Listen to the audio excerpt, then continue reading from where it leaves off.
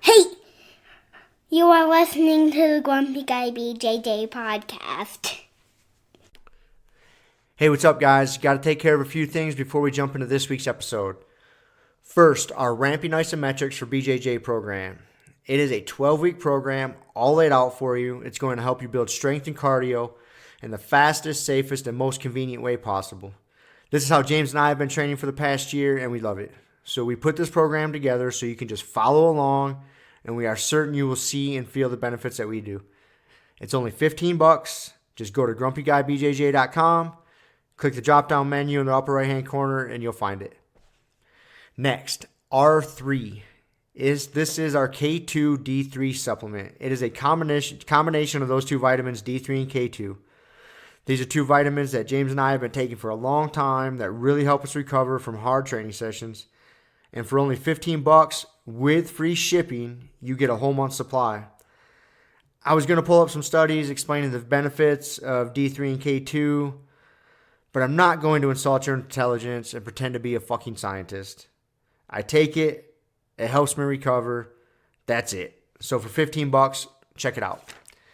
And last but certainly not least, we have partnered up with Jiu-Jitsu.com. They have a ton of awesome BJJ instructionals, and they have hooked us up with a discount code for our listeners. It's Grumpy10. So what you got to do is you go to Jiu-Jitsu.com, which is DIGITSU.com. Find the instructionals you want, throw them in a shopping cart. In the little discount code box, you type in Grumpy10, which is just GRUMPY and the number 10. 10. That's it. No spaces. Boom. You get 10% off. You're up and running. They got a nice app you can download on your phone. That way you can take your instructionals right to the gym with you, watch the technique, drill it. It's a pretty sweet setup. So once again, DIGITSU.com. Discount code Grumpy10, GRUMPY10. Simple as that. To find all this stuff I just got done talking about, go to our website, grumpyguybjj.com. Click the drop-down menu in the upper right-hand corner. There, you'll subscribe to our newsletter for podcast updates. You'll find links for the Ramping Isos program, the R3 Recovery Supplement, and then under the Programs and Products tab, you'll find a link to Jiu-Jitsu.com. And let's be honest, if you guys can't figure out how to navigate a website by now, there's nothing I can do to help you. So quit fucking around, check it out, train hard, and let's get into this week's episode. 3 and... here we are. Boom! Back, baby. Again. You don't even have to call in this time. No call-in guests. No special hosts. Special appearances. I'm back. You know, it's funny. You don't realize how much you love the sun until you go somewhere and it disappears for 3 days. Wasn't sunny at all while you were there? Dude, when I got in Friday, I was... it's funny. It was sunny on Friday when I flew into Seattle. And I was walking to the little mixer thing that they were having. And while I was walking there, you know, the sun's out, and it's blue skies, and it's so nice. And I remember thinking to myself, like, don't get fooled, bro. Don't get fooled. This ain't Seattle. And it's kind of like Telluride in the spring. It's like, this ain't Telluride, dude. Telluride in the freaking winter is a totally different beast, man. Totally different thing. Can't fall in love with it here. And sure enough, man, that was the last time I saw the sun. I woke up Saturday morning, and it was like gray and overcast, and it was... and that was it. A little rain here and there. Had a fucking gnarly thunderstorm roll through. Saturday night we were out on the dinner cruise in the harbor. Like, I've never really been in a thunderstorm, a lightning storm, where the lightning is like over your head. It was like being in a globe of lightning. And so, like, I've been where it's like coming down all around you. Just above you? But I've never seen like a lightning, like go like crack, like, go across the sky above you. So that's pretty cool. It was pretty interesting, man. It was pretty. Yeah, that's one thing. We live in a cool place out here in the mountains. We don't get very many thunderstorms and lightning storms. We get them, but not like they do up there. We get them. Well, that was actually super rare. Was it? Dude, everyone was tripping out. I'm not doing the fucking live stream. I gave up already? I'm too stoned. Good reason. It is. It is. So, I mean, for the two people, and I'm probably one of them that will watch it. My wife's the other. It wasn't worth the effort. Fair enough. No, yeah, man. The whole time we were out there, people were tripping out. They're like, "We never see this." Like, one of the girls was from that area, and she said she'd never seen anything like it. I mean, they shut down the airport. One of the speakers, he got stuck on the tarmac, the runway for like 2 hours because he'd landed, but they couldn't get the ground crew out to the plane to bring it in to deplane them. So yeah, they're just stuck out there. Just stuck out there for like 2 hours, man. Yeah, apparently they had to the University of Washington.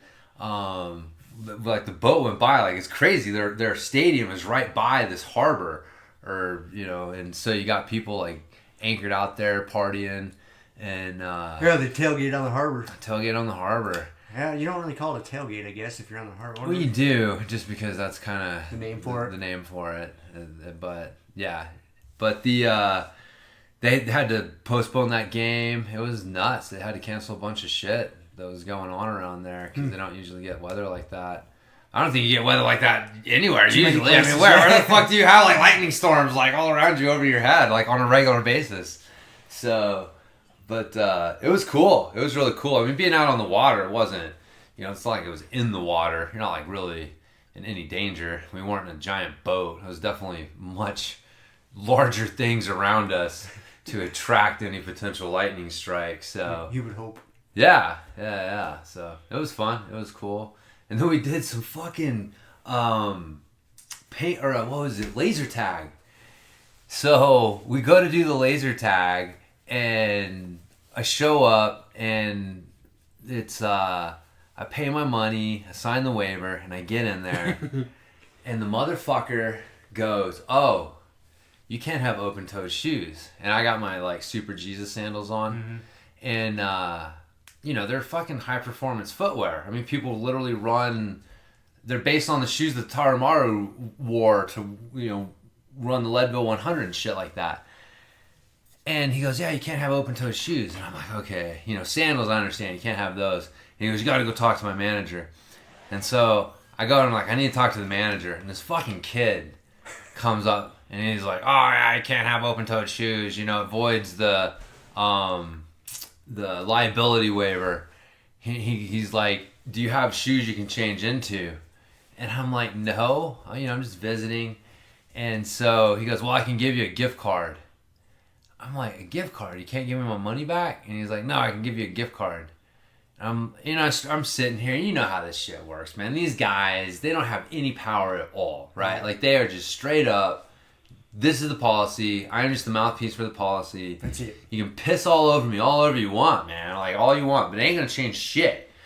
So I'm trying to So I ask him, I'm like, "So it says in the liability waiver that I can't wear open-toed shoes." I'm just trying to piece this together, right? Like, because I've beaten a few fucking lawyers at their own game, actually. And he's like, "Yeah, it says in there." I'm like, "Okay, so it says in the fine print. If I go in there and read it, it's gonna say it." And he's like, "Yeah." And he turns around, he's like, and it says, and I can tell he's looking for something behind him, like something, something by the fucking price board that tells you how much this shit is and what all is going on. They're like, no open-toed shoes. They're like, no outside food or drink, all this other shit. But there's nothing that says no open-toed shoes. And he turns around and he realizes it, and he's like, "Yeah, it says it in the, in the waiver there." And I'm like, I realize what's going on. I'm like, "All right, buddy, what are you going to do? What are you going to do?" So I was like, "Give me the gift card. It's cool. I'll give it to one of the guys that live here, and I'll catch an Uber back to my hotel, and it's no big deal. It's not a fucking big deal, really. It's no big deal." So I go back in there and I tell them, and everybody's bummed. They're like, "What? They won't let you play?" And I'm like, "Dude, these shoes." And they're like, "That's horse shit, man. Those shoes are fine." And I'm like, "I know. What am I gonna do?" And then all of a sudden it dawns on me, and I think one of the other guys too was like, "Hey, does anybody have shoes you can borrow?" Because there were some people. It was Sunday, so it was the last day of the event. So there were people who were going to the airport, but they weren't flying out till that night, and so they just had some time to kill. So they were coming and playing laser tag. Oh, okay. And so we were like, "Yeah, does anybody have some shoes?" And my buddy Tom from New York, he was he actually bought some of my pedals. And he was with us, he drove there with us, and he had his suitcase, and he's like, yeah, I got some shoes. And he's like, I wore them today. They're sweaty. And I'm like, dude, I don't give a fuck if I get to play this game. Like, I'm about to have to go back to my hotel and just sit there and do nothing, right? Like, I don't care. So, yeah, he fucking hooks me up, and he's got these bright white shoes. They're pretty sweet, though. They're, like, cool, like, minimalist, fucking... Vivo. Minimalist. Yeah. They're fucking good shoes. And they fit good. So, Happen to be the right size. And he was like, oh, you want some socks? And I'm like, man, I'll bet your feet or your shoes will probably prefer if I do. So he gave me some socks, and he has some sweet fucking Spider-Man calf socks. So I'm running around playing laser tag in these bright white shoes with Spider-Man socks. I'm so pumped because I'm there. I'm like, I'm not supposed to be here. Yeah, yes. I fucking won before I even got in here. And so, yeah, we went in and played, and it was a totally different laser tag experience than like what we have here. What we have here is like simple and fun. Their shit is all like, oh, you have like 180 shots, and then you got to do this to reload, and you get hit twice, and then you got to go back to your base and get reset. And then it's just like, you can, don't do this and don't do that, and here's these fucking rules, and you can get kicked out for this. And I'm just like, oh my god, we just want to shoot each other with these. I just want to shoot each other with fucking pretend lasers. Like, yeah, the setup we have here, I'll be totally honest with you, the laser tag we have here was fucking way funner. I mean, the 2-story setup, and just the fact that, like, oh, you get shot and you have like 5 seconds that you can't shoot, and then you're back in the game, and it's, whatever. It's fun. It's not overly complicated. Which it shouldn't be. It's laser tag. So, yeah, I know, man. But I felt pretty conspicuous trying to move around in my bright white shoes. Trying to not get shot. But it was fun. There was one that was sniper. I was actually pretty decent at. It was 1 shot, 1 kill. But if you missed, it actually took points away from you. Oh. And so, if you ran around with the auto just shooting, and you had a gun that you could switch from single to like auto and then safety. I don't know why you have safety, but they did. But yeah, I did pretty good with that. Fucking 6 kills in 1 game. That's pretty sweet. With that, I would have tried that too for sure. Tried the sniper gun. Yeah. Well, no, it was a game. Oh, it was a game. Yeah. So like they had a game. So it was the same game, same gun. Yeah. It just sniper rules. Right. Yeah. Gotcha. Yeah. Deathmatch was like. Anyways, yeah. It was. They had like 2 games they played where it was like team deathmatch. And it was just, every time you got killed, you had to go get respawned. You had 2 lives. It's just whoever racked up the most points won. You didn't get points taken away for missing. So you could just run out there and just fucking... But you had only a certain number of bullets. And then you had to take your clip out and hit some fucking white button a few times to reset it and then pop it back in. So it's a pain in the ass. You just fine line. You don't want to just run around like a total maniac, but it's more fun though. It is pretty fun. Towards the end, they'd be counting down. I'd just be running around like, ah! Shit. What are you gonna get 0% of the shots you don't take? That's right. So, anyways, but yeah, that was our that was the recreation part. That's not why you went to see. No, that's not why I went. You didn't go specifically for. It wasn't to go tag. drink beer and then fucking go on a dinner cruise and then play laser tag. But those were good side parts. But no, it was a seminar, workshop, whatever you want to call it, with Joel Jamison, who I've mentioned several times on the podcast. He's got a Bioforce, is Bioforce coach, whatever, certified coach is his certification. But basically, he's got a certification where he just really schools you in his methods, which are, how to use specific cardio training and kind of things that blur strength and cardio training, how to use those things in specific ways to get specific results, and then how to incorporate recovery and regeneration tactics into your overall program to help individualize programs for people based on their recovery levels and stuff like that. So, as far as I'm concerned, he's one of the smartest dudes in the field today. So he's definitely been a big influence on me. But he had that certification, and it's funny, every time I tell people like what it is, they're like, "Oh, it's like a recertification thing." And it's like, no, it's not one of these fucking cheesy ass money grab fucking things. Recert. You gotta do a recert. Yes, a recert, exactly. I'm like, no, it's not a recert, man. I'm not having to go and pay money to go through the same shit. he is just putting on a free event where him and he's having other coaches come in, and it was just a really cool event, and it was just free for people who have done or are taking his course to come to for free. And it's really cool. It was like the antithesis of what you usually run into in the quote-unquote certification industry, which is every 2 years. It's like... You gotta make some money again. Gotta make some money again, buddy. Yep, your certification's about to expire. Exactly. We gotta make sure you understand how to coach that fucking thing we showed you 2 years ago. Yeah. And, that always bugged the shit out of me. Man, I used to work for the ISSA, and so I had like every certification that they had at one point, and I let them all go because I tried to keep them. And I was sitting there taking one of these courses that qualified for CEUs. I was like, this is such a waste of time. This is such a waste of fucking time. Like, I understand what's going on here. This company has a deal with the ISSA where, there's some, hey, we approve you, but what that really means is there's some money exchanging hands in this whole fucking process. And, maybe it's good or bad, whatever it is, but at a certain point, for certain people, it becomes a giant waste of time. Giant waste of time. And so, and ISSA isn't the only one to do it. I'm certainly not singling them out. Like, every fucking group out, they all fucking do it. If CEUs is just code for fucking, some sort of deal. Get some money moving. Something. Money's moving. And, recertification, again, is code for... we need some more money from you, buddy. We were talking about that, like the kettlebell guys. Like, so if you take an RKC certification, how much does that cost? I think it's like $1,000 or $1,500. What? At least like $2,500. Like, I'm sure. I think I pay like $2,000 at least for mine. Yeah. So you're somewhere in the $2,000 range, give or take. And then you got to recertify every 2 years, and that's a few $100. So if you've been a kettlebell guy for 10 years, dude, like you've literally invested like $6,000.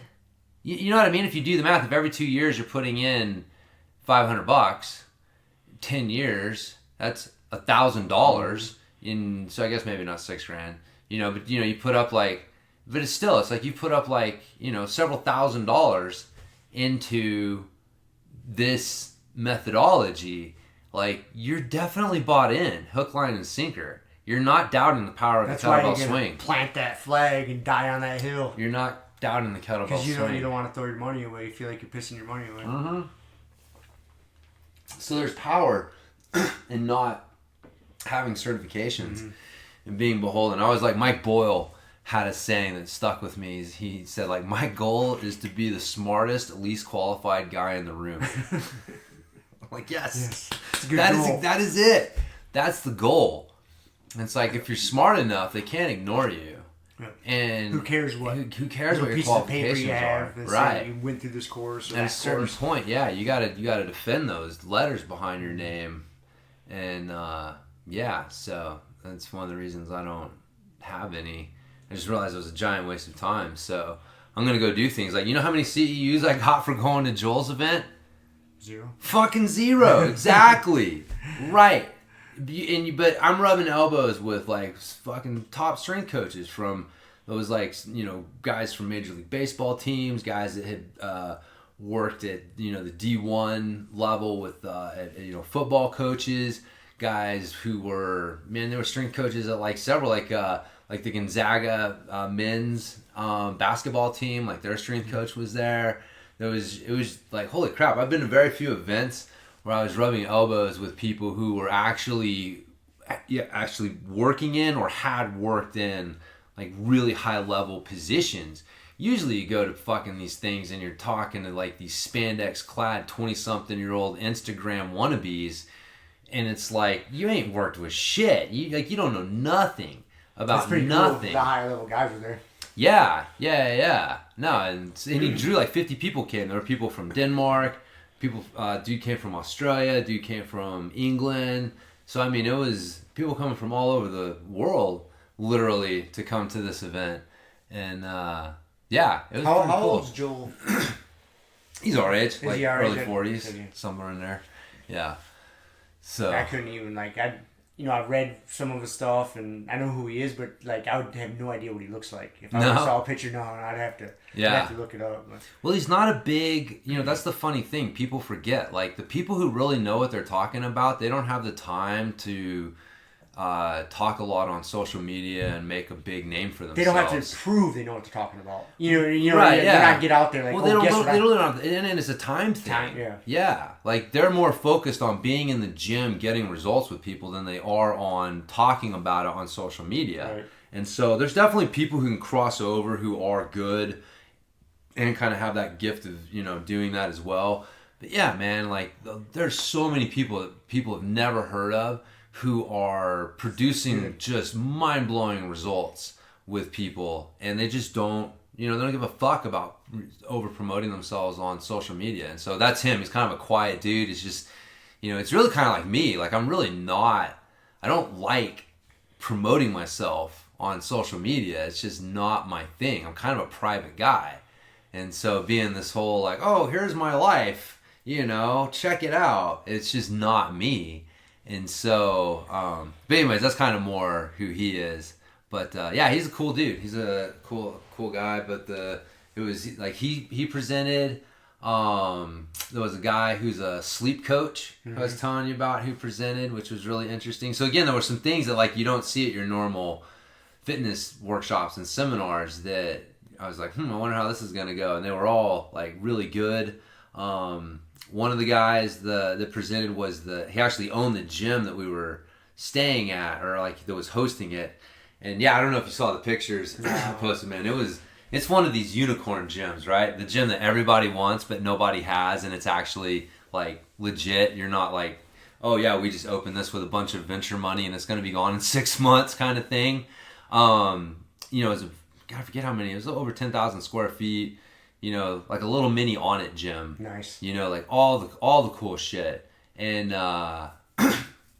so every Saturday they have a charity workout where you come and you work out, and it's a $10 suggested donation. And obviously a lot of people do more than that. And they benefit different charities in the area.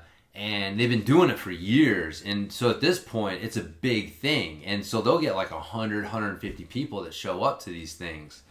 And, he's got it all down, like running his, what do they call it? Team training is what he calls it.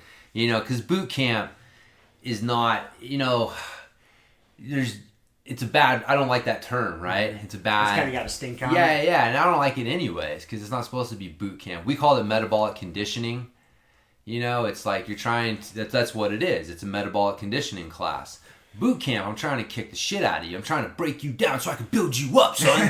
Right? That's what boot camp is. Come on.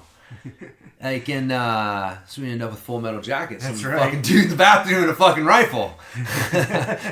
But anyways, we don't want that. The metabolic conditioning, that's what we call our classes. And then they call it team training. So, words have power. And so how you describe these things are very important. But it is basically that, where you've got these, it's a group training class. And so you're not getting a bunch of individualized training, but you're getting smart, programming. There are exercises. I mean, we do it every Saturday, man. It's actually pretty fucking cool if you think about what we've done for almost the last 2 years. Yeah. With those Grumpy Guy classes, we got people come in.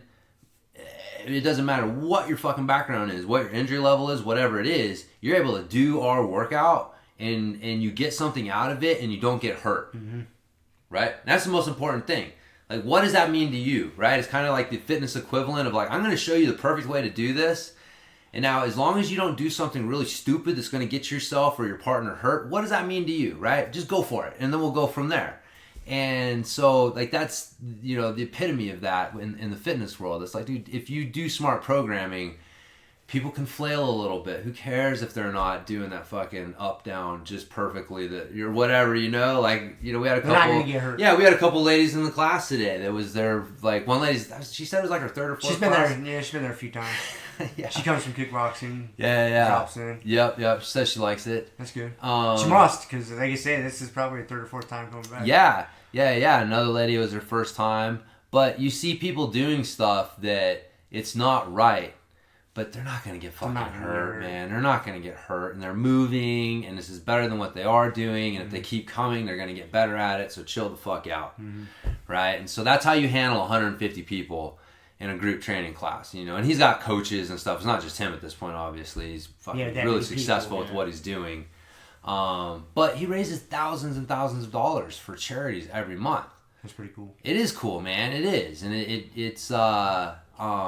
This whole thing is like, just how can you use your position in the community to create positive change? And if you make yourself indispensable to the community, like, the community will support you. And so that's, you know, there is a positive thing. It is kind of that Ayn Rand selfishness thing. Like, you know, why do I make my training partners better? Well, it makes me better. Like, really? You know, I don't give a fuck about them.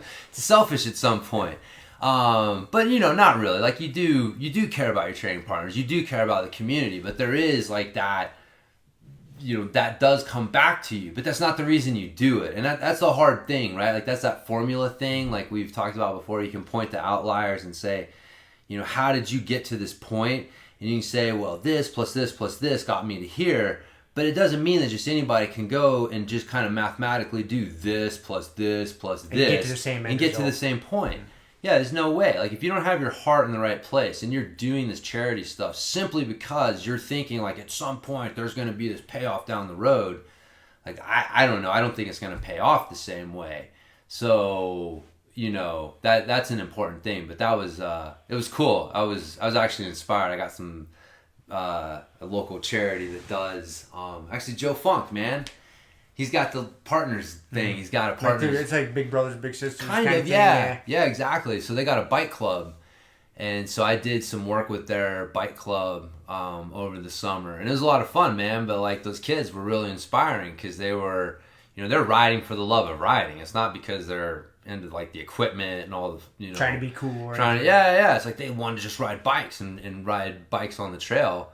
So, yeah, I'm going to start doing some stuff to do some fundraisers to support the bike club and just make sure they've got good bikes and, you know, donate some time. I've got some mechanic experience, so, you know, make sure the bike's running well and do some stuff with the kids, kind of show them, like, here's how you can take care of, you know, your bike, give them some ownership over the bike that they're using. So yeah, man. You know, I've done some fundraising stuff in the past, and you always feel good when you do it, but it's just, if you don't make a conscious effort to make it a habit, it's like anything else. Like, it's not just going to happen. So, like, if you want to create some positive change in your community, like, you have to make an effort, and then, yeah, do it for the right reasons. But that was cool. That was a good inspirational one. And then, Mike Robertson? Have you heard of Mike Robertson? Mm-mm. No? Dude, I got this thing signed. I'm such a fucking geek. You ever heard of that? The Magnificent Mobility?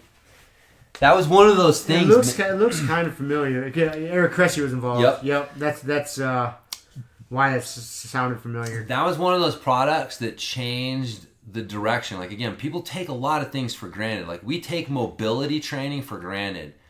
Before that DVD right there, before Magnificent Mobility came along, there was no mobility training. Mm-hmm. We hit the treadmill for 5 to 10 minutes, and then you did some stretching, and then you went and worked out, and maybe you did some warm-up sets. That's how you warmed up. Fucking period. Am I right? Yep. No one had ever heard of this thing called mobility. No. Nothing. No one had ever heard of this shit. That DVD right there was the first product that introduced strength trainers, and again, it was through T-Nation, which was the original Muscle Media 2000. And so, you know, again, just that was the lineage that introduced, like, Charles Poliquin and Charles Staley and Ian King, and, like, you know, a bunch of things, like, that we take for granted again today. Tempo training, you know, giving a speed to each number on the rep or each part of the rep. You know, like you said, like the whole, dude, just so much shit that we take for granted today. But that mobility, I remember just being like, what the fuck? I'm watching this fucking DVD, and it's crazy how many things are on that DVD that we still use today. that are just like a staple of everybody's mobility training program, and they don't know where the fuck it came from. And I'm not saying they invented it, and they won't say that they invented it. But what they did is they created a product that made it accessible to the masses in a way that like had never been available before.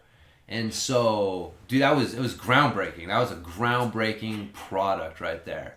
And so I had it. I had the original DVD that I bought. I remember buying it off of T-Nation when it came out.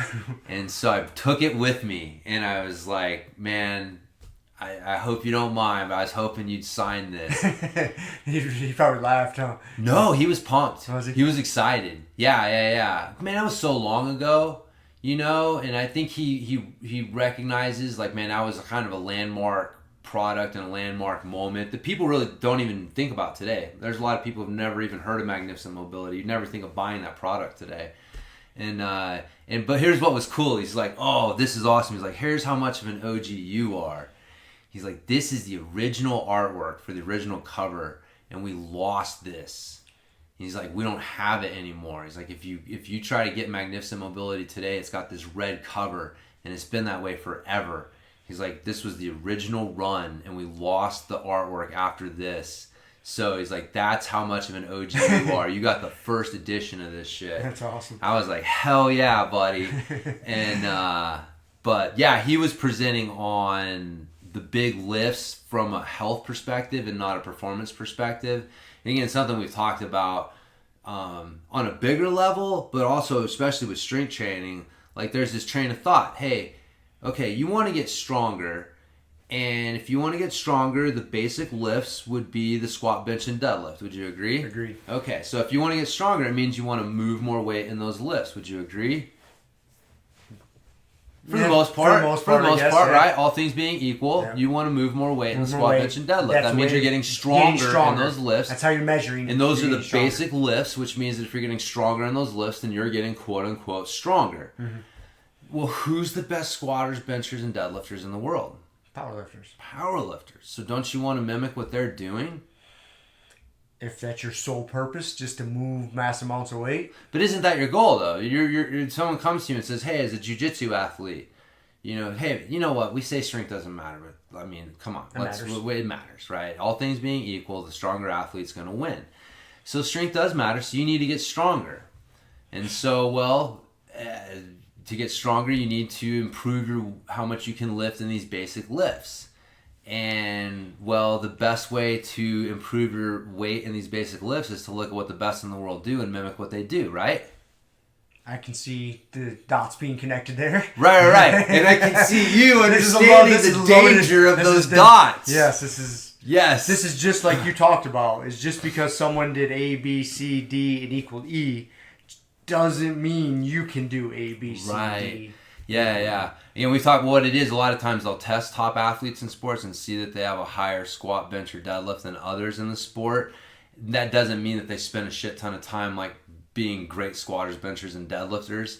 They just happen, hey, they're freaks. That's why they're the best. But I think you see the danger in it because we've both fallen victim to it, and so had Mike Robertson, because he was he lifted a bunch of weight at one time, which is that there are a lot of things that you do to lift the most weight possible, especially from a powerlifting perspective, that are not good for the body from a health perspective, and even arguably from a performance perspective for how you actually want to move for your sport. Correct. Yeah. That's why I chuckle when I say, yes, technically you could connect the dots, but there's a big asterisk there. Big one. Yeah, and that was pretty much the whole theme of his presentation, which is that you need to... There's more to this, especially if you're not a power lifter. And there are things, like arching your back, for example, on the bench is a really good example. That when you really try to close that space between your butt and your shoulders and you arch your back as much as possible, you shorten the distance between your chest and the bar. Shorten the distance the bar has to travel. Yes, exactly. So very sports specific. Exactly. It's not beneficial for being stronger. No, that's not how you'd want to move from a jiu-jitsu standpoint. That's not how you want to move from a health standpoint. But if you're trying to fucking bench 1,000 pounds and be the best at a powerlifting event, then you better get after that bad boy. Yeah. So, and that was like I said, that was his theme. And so a lot of the basic stuff was like pay attention to your foot pressure, which is big toe knuckle, kind of that little toe knuckle, outside edge of the foot, and your heel. That there's a tripod of pressure that you need to keep into the ground. You have to feel your whole foot in order for your legs and body to function optimally. And so a lot of people will, like, one of the things is it may not necessarily be coming up off of your heels, because a lot of people know not to do that, but a big thing that people do is let their big toe knuckle peel up off the ground. And so, like, you could come up and, like, you know, put your finger, because they're really trying to keep the weight on their heels. Yes, they're trying to keep their weight on their heels, and so they actually unweight that one part of the triangle, and so that's not good either. So letting the heel come up off the ground so you can get a finger under the heel isn't good, but overweighting the heel so you can get a finger under the big toe knuckle or even under the whole, like, you'll see people who will literally, like, come up, their whole ball of the foot will unweight a little bit as they come down, and that's not what you want. You want to stay balanced on your feet as you move. So whether you're squatting or you're benching or even like the deadlift he was talking about, you have to have your feet in a position to where you can root yourself properly. And if the bench is too high, which a lot of benches are too high, then either put plates under your feet to bring them up or just put your feet on the fucking bench. But like having your feet in a good position is more important than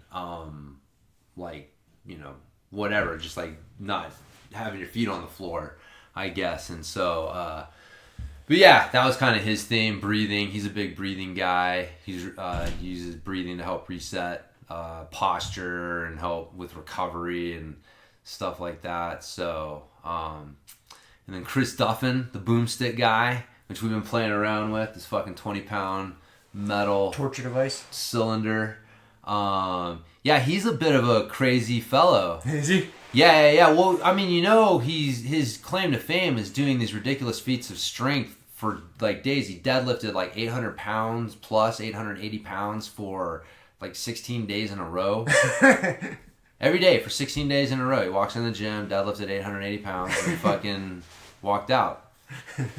That's pretty fucking badass. Yeah. So he's done the same thing with the squat. I mean, he's got some world records and some interesting lifts, and so he's really trying to test that boundary between strength and endurance and what exactly can the human body do. And so he's rethought a lot of pieces of exercise equipment, which is cool. But his thing with the mobility training is interesting, just how he approaches the soft tissue work. Like the AccuMobility ball he uses, it's not the same company, but he uses them a lot in his methods for basically just creating pressure in a passive muscle and then having you move around that pressure. And how that just, he says it's not fascia, like don't get fucking crazy with what claims you're making. We're just resetting the nervous system on some level.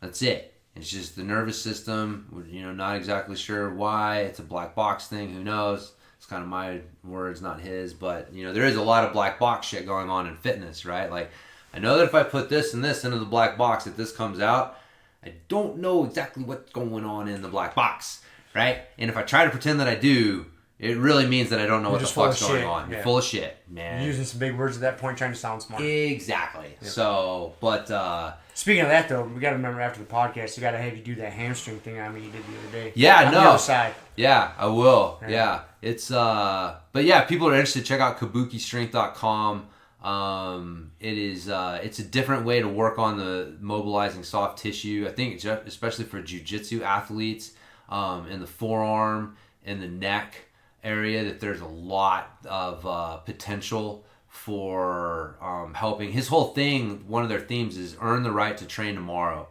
So they were talking about, like, on those days when he's going for these record things, he goes in, he'll squat 800 pounds, rack it, and then he's on the mat and they're using these tools to start the recovery process and start, like, man, you just created a shit ton of tension in your body. We need to start leveling that shit out. We need to help you recover. And so before the weights were even unracked, he was starting that recovery process.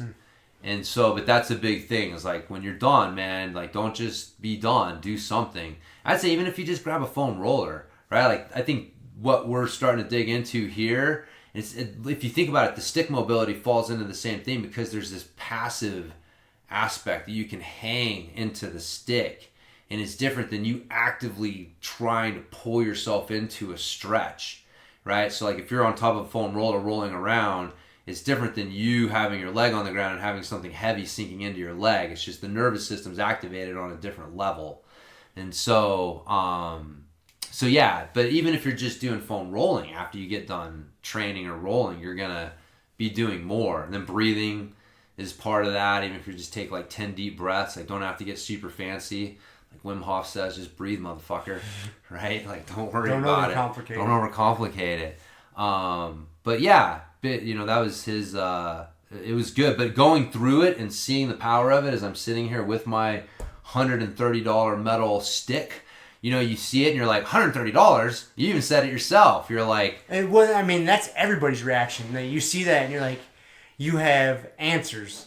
You could be like, dude, I could use this for that. I could use that for that. You know what I mean? Like, I could use my barbell. I could use my mace, my club, blah, blah, blah, blah, blah.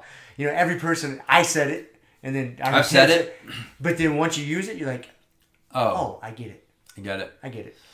And this is a better tool. This is a better tool. You can use those things. But this is a better tool. This is a better tool. Yep. And it's a good investment. And it's never, you're going to have that forever. You'll pass that on to your grandkids. That ain't going bad. So Grandpappy's mobility, his boomstick. I'm impressed. Like, I was skeptical. You said, like, again, I saw this. I'm like, yeah, it's kind of horseshit. But it is not horseshit. It's not horseshit. But if you got a machinist buddy, you could definitely have him make you one. You totally could. You buy the material. Yep. And have him do a run of them. You know, because you probably buy this material and like a 10-foot or 20-foot stick. They'll sell it to a machine shop. And then he could just turn it down, throw the knurling on it, boom, boom, boom. Yep. I think, speaking of that, we have a machinist buddy that we're going to... We do. I'm serious. We should really have him make some for us. For sure. I'm game. I'll throw money on it. And they'll probably even I know they sell the plans for they've got that's the boomstick. The next one up is the pain pill. It's 44 pounds and a little heavier. And then they've got, it's fucking hilarious. It's called the Geisha or the ex-wife. And it weighs 200 some odd pounds. What do you do with that? You fucking put it on you. Imagine that thing's nothing, right? Like after you do it for a week, because remember foam rolling. Desensitize First yourself. time you foam roll, you're on like a soft white foam roller and you're dying. And then you're like, it's nothing. This is nothing. I'm on like that hard ram roller. Like this is pretty good. So eventually, you desensitize. It's going. Yeah, your nervous system's going to reset a little bit, and so you get that heavy weight, especially if you're a big heavy dude. Yeah, with like thick muscles, creating a lot of tension. Like I'm pretty sure I won't need the 200 pound. No, you can basically set it as heavy as you want because it's an empty cylinder, empty tube, and then you put cement in it to fill it up as much as you want. And so they'll sell you just the thing empty, and then you fill it up with cement, or they'll sell you the plans for $10, so you can take it to your machinist buddy and do a run of them. But yeah, it's an interesting take on the soft tissue mobilization. I like it. Like I said, I had the skeptical hippo eyes at first. Like, what are we doing here? Me too. Because I was a machinist. I was a machinist for 12 years of my life. Yeah. You get the stock. Dude, this is 10 minutes in a lathe. Like, this is very simple machining. Like, it is not complicated. Right. Sure, and yeah, I haven't been a machinist in 10 years, and I still have the skills on a lathe that can make that no problem. Yeah. You know what I mean? Yeah. No, it's not super complicated, but it is. That's a good tool, though, man. I'm not disparaging it. Like, he came up with a good idea. Like, it is valuable, too. Yeah. For sure. It's good, too. Like, it's even, I think, as good as it is to use on yourself, like the real value is in if you're using it on someone or having someone use it on you, because they talked about, like, they did research and tested the different diameters on the end, and so it is the same as an mobility ball. And again, they said that they both arrived at that conclusion independently, but like a thumb, if you were to dig in with your thumb into a point, it'd be almost too painful.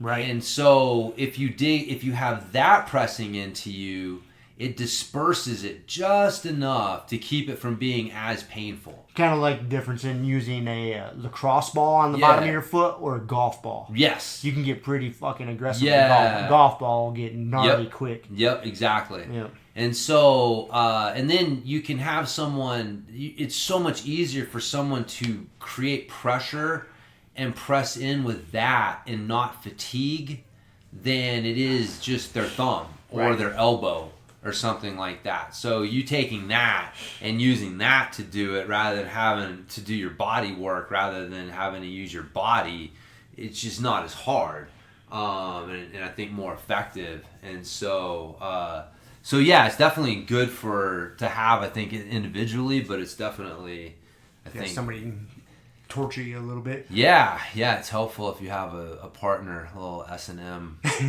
Yeah, one of the first guys that was teaching me Olympic lifting, because my mobility, like back in my mobility is better now. It's still not great, but it was even worse then.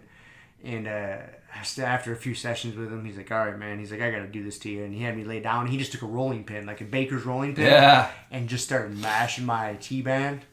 And I was sweating profusely, like I was in a sauna or just a hard wrestling round. Yeah, like dude, and he wasn't putting that much heat on it. But he's like, dude, we got to grind this out. And dude, he was just, and he did one side, and I was like tapping out. I was like, dude, he's like, no, motherfucker, we got to do the other side. He's like, you got two sides. I'm like, dude, I can't take it. He's like, I don't care. Flip over. You either flip over, I'm going to flip you over, and then I'm going to do it. I'm like, fuck. Dude, that was horrific. And it wasn't even this. It was just a rolling pin. Yeah. Yep. Yeah, before life before rolling. Yeah. It's interesting, man.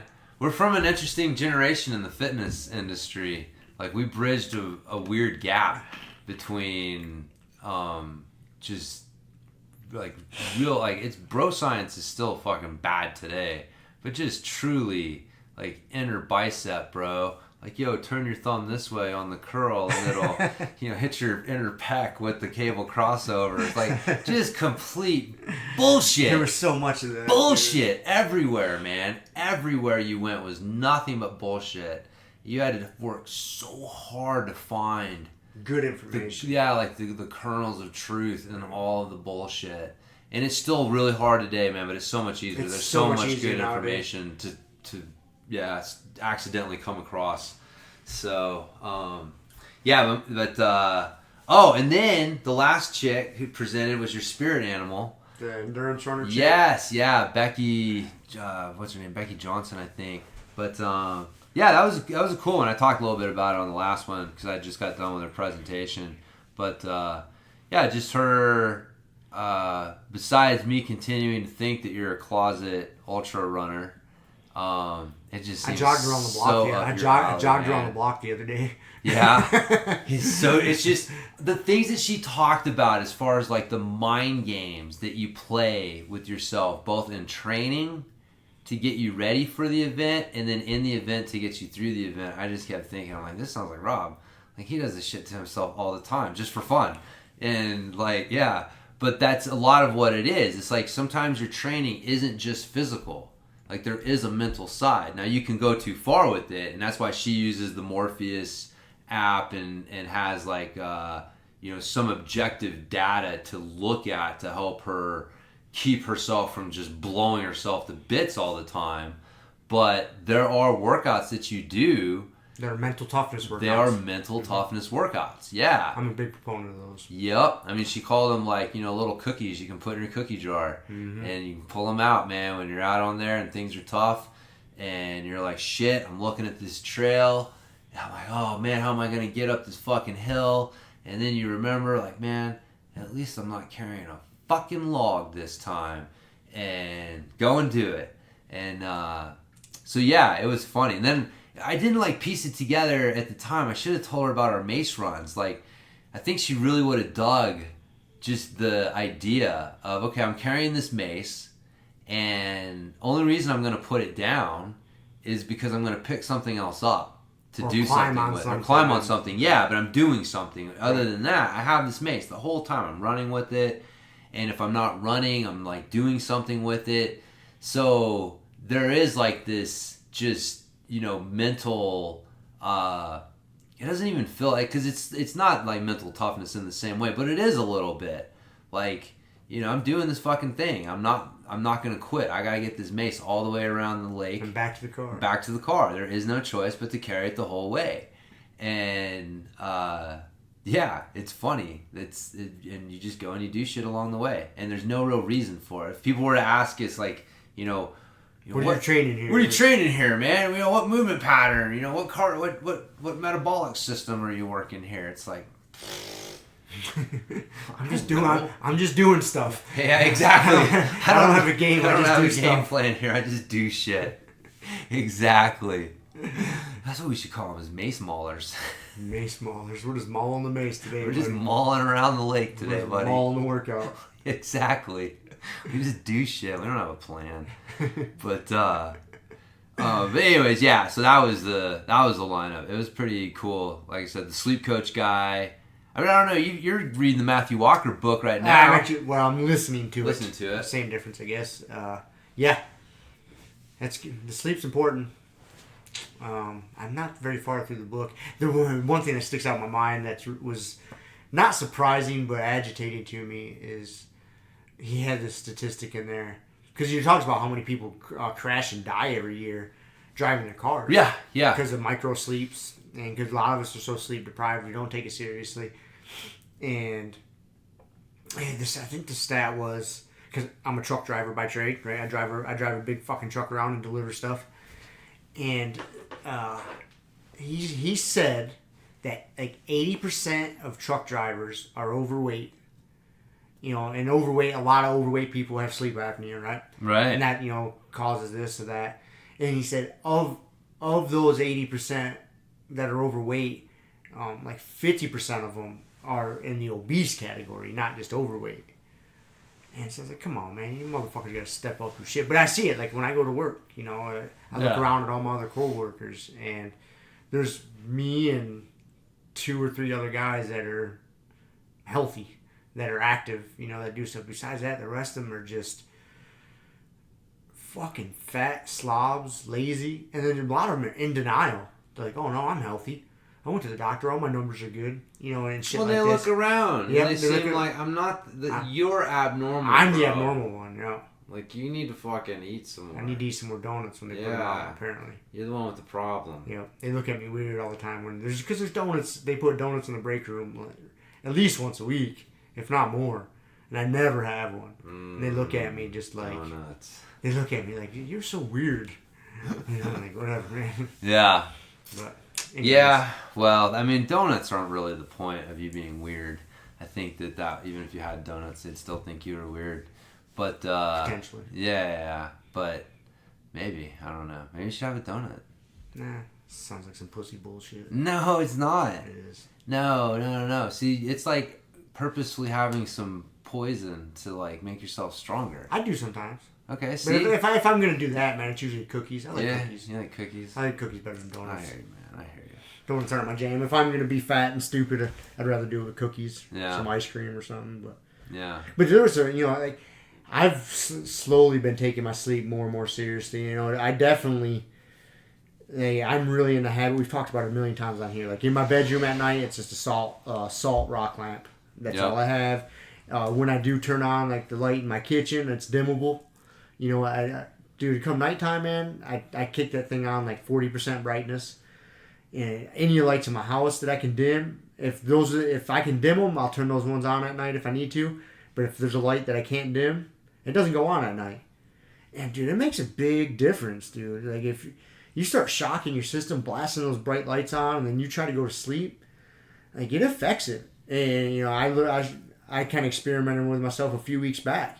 And, you know, I've been playing that stupid fucking Sniper Elite video game. Yeah. Dude, if I play that right before I go to bed, I sleep like shit. Oh, yeah. I can't. You can't play a game You can't play before. it. You can't, dude, because then you sleep like shit. Yeah. You know, I gotta shut that thing off at least an hour before I go to bed, if not more.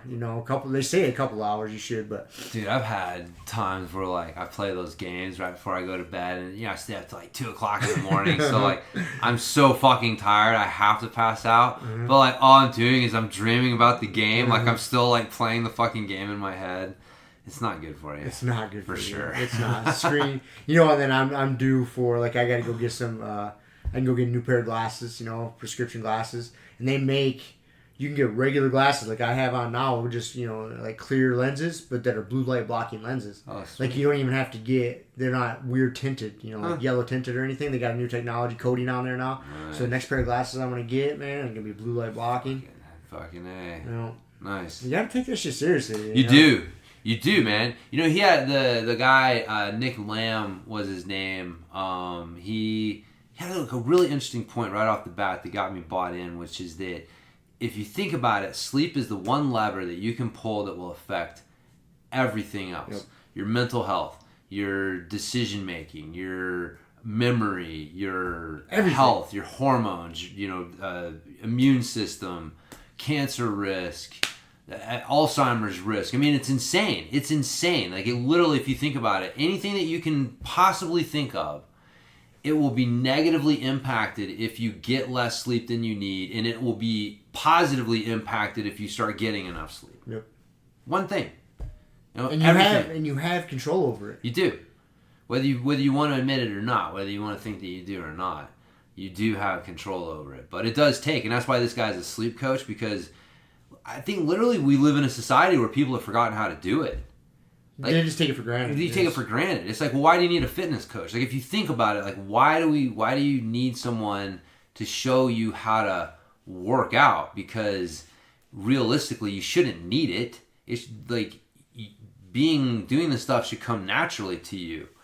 And but this just, our society fucks us up. So we live in a society where you can literally stay up till 2:00 in the morning with lights on and TV on and playing a game and listening to music all at the same time, and you forget like little stuff. It's funny, you talked about like going over and sleeping in somebody else's room. Oh God, all the fucking lights on. Yeah, just little lights. Yeah, on, switches and alarm clocks and plugs. Yep. Yeah, it's no good. They call it sleep hygiene. Yeah. So I've heard it called that. Yeah. Yep. Dude, he even suggested not reading in your room. He said you really want to make your bedroom a trigger for sleep. He's like, don't do anything in your room, especially, obviously like watching TV, playing video game, like checking your phone, any of those things, because your brain starts to associate your bed with those activities. And so, especially if you have any sleep problems, like that's the thing. If you're sleeping fine, like, whatever. There are people who can eat Taco Bell and never work out and kick ass.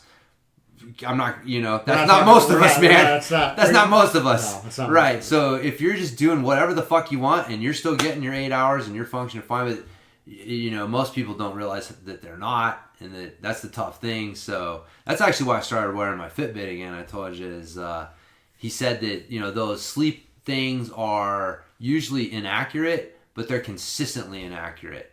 And so it's kind of like, skin calipers may not be the most accurate way to measure your fat, but if you use them all the time, like you're going to see the changes, like the change. Same thing there. If you're seeing changes in the numbers, even if they're 20% off, that something's going on. You're progressing or regressing. Right, exactly. Something's going on. So having some objective way to measure your sleep without getting too worried about, because all these things try to, you're getting this much REM sleep and this much deep, light and deep and all this stuff, and it's like, whoa, slow your horses there.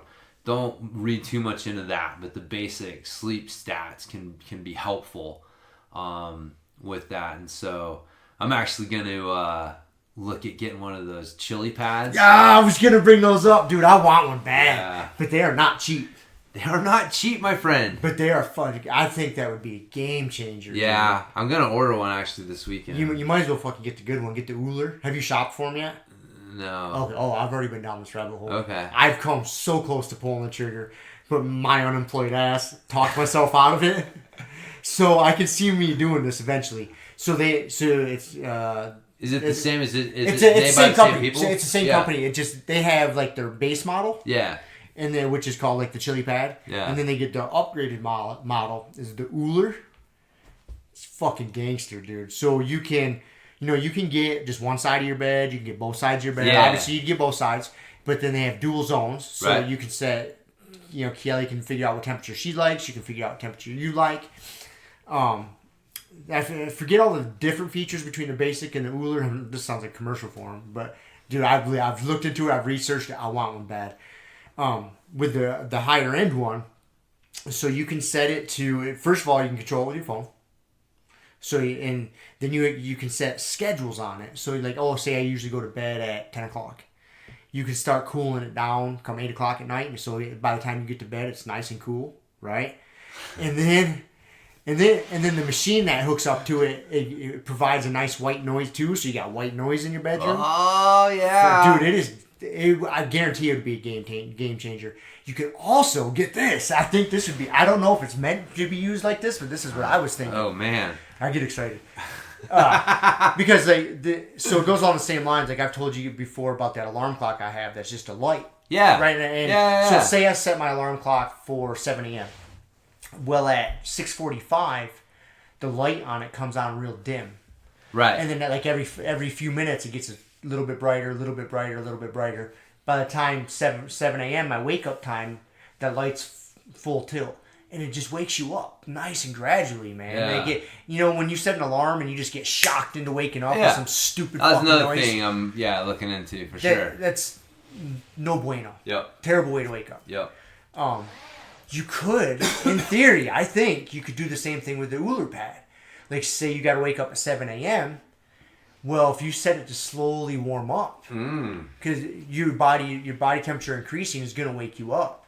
It'd be a nice, simple way to wake up instead of getting shocked into shit. Yeah. So, yeah. But Yeah. Dude, I'm telling you, dude, you should get one. No, I will. Tell me about it. I will. Tell you all about Tell me it. all about how I need it, and then I'll probably end up buying one. Yeah. No, that was I was because that is a thing. Like he said that research shows that around 65 degrees is the optimal temperature for sleeping, which is cold for some people, and so like Kayla is definitely not a 65 degree creature. I think she's got 5 blankets on her already. And so, I was talking to him, and he said, I look at that chili pad. He's like, it's a marriage saver. So, I can see that. For sure. Yeah, I think that, keeping your temperature, where you want it, just basic stuff like trying to get rid of as much light as possible. I think that the alarm, the light alarm instead of... And you can get a cheap one. The one I have, I think, is like a $30 to $40 Amazon. Yeah, they're not that expensive. You can get an expensive... I don't know what's much better about the expensive one. Yeah. The light kind of alarm. Yeah. But there's like the $30 Amazon special I got. It works great. Yeah. Yeah. So, but anyways, but there's basic things that you can do to help you sleep better that a lot of people don't know about. And so if you're like, fuck, I hear I need to do better at this sleep thing, what do I do with it? So his point, one was like kind of educate people themselves on it, but also because he's talking to a bunch of coaches was, like, hey, this is something that you can and should be working with your clients on, and this goes into the whole recovery regeneration thing that kind of Joel and the whole Bioforce coaching thing pushes anyways. So I think that sleep coaching is going to be one of these things that you're going to be kind of like life coaches. You're going to be seeing more and more of them pop up over the next few years as sleep becomes more of a people realize they can. It's a cool thing to try to manipulate. Try to hack your sleep. Hack it. That's what it's going to turn into. Is you're going to have sleep coaches are going to be teaching you the hacks to get like the best sleep possible. And dude, this is things I've been doing now for quite a few years. Just different things. And keeping my room cold and minimal light. Like, dude, my house is dark at night. Right. My room is so fucking dark, dude. I can't see my hand in front of my face. Like, I wait. Even when I wake up and go to the bathroom, like I know my house so well, dude. Not a light comes on. I don't have a night light. I don't have a fucking thing. I just kind of, sometimes I bump into some walls here or there, but like, dude, lights don't come on, man. Obviously, I even try to make sure I don't drink much water before bed, so I don't have to wake up and go to the bathroom, but sometimes you fuck up and that happens, but Yeah. you see, you forget. I take these things for granted, it's things that I've tried to optimize in my life, and then you look around, you see people doing just obnoxious things like, why is your house so bright at night? Why is this thing? Why is that? Like, what is going on? Dude, I had the other night, I got home from work, it was kind of late, I think it was like Wednesday night, and it was a nice night, dude, it was so beautiful out, and so I just kicked my swamp cooler on the vent, just so it was pulling fresh air in from outside and pumping it through my house, dude, and it felt so nice. Well, I just left it running, I went to bed. Well, I didn't realize it was going to get down to about 45 degrees. Right. It's getting cold as shit at night, man. Dude, I woke up. I was sleeping like a champ. But my dog was not too happy about how cold it was. I got woke up because I let him sleep on the bed with me, but I got a little system. Like, he stays on top of the blankets. I call it the dog layer. Yeah. Like, I put an old sheet on top. He lays on that, and then I even got a dog blanket. So he's usually cool with that. Like, he doesn't try to get it. He doesn't fuck with me. He just kind of stays on his side, sleeps under his blankets, doesn't get my shit all dirty, right? It's a whole system. He wasn't happy. It was so fucking cold in there, dude. He was forcing his way under all the blankets, like, forcefully. There was nothing I was going to do to stop him. He woke me up, ramming his head into me and fucking diving under. I was like, what is going on? Why? I didn't understand, because it startled me, and he's burrowing in. And then when I pulled the blanket back, and I was like, holy fuck, it's cold. He woke up and he's like, dude, my core temperature's plummeting. He went into survival mode, like, I have to get as close to my Soul don't got a whole lot of fur and fat to keep him warm. I was like, oh no, I was like, it's fucking cold. I had to get up and go to get down the hallway, turn off my swamp cooler so it wasn't so cold. Oh, that's funny. Yeah, but I've had it happen once, just once, where our AC, for whatever reason, just stayed on. Oh, just cranking. Yeah, it didn't turn off when it got to the point or whatever, and it was like I woke up in the middle of the night and it was like down to 50 something or something ridiculous, and it was just like, yeah, but so you don't want it too cold. You don't want it too cold. You don't want it too cold. You don't know how too far it is until you get there, though. But there's definitely a sweet spot. There is. For sure, and it's usually cooler than most people think. Mm-hmm. But anyway, sleep coaching. And dude, one of the things with Joel I wanted to make sure I mentioned, because I thought you'd find this interesting, was he was talking about how you have a maximum number of calories that you can turn over each day. And so whatever your basal metabolic rate is, right? Your basal metabolic rate is like, if you're just completely at rest, how many calories does it take to just fuel your system, to sustain just life, doing nothing?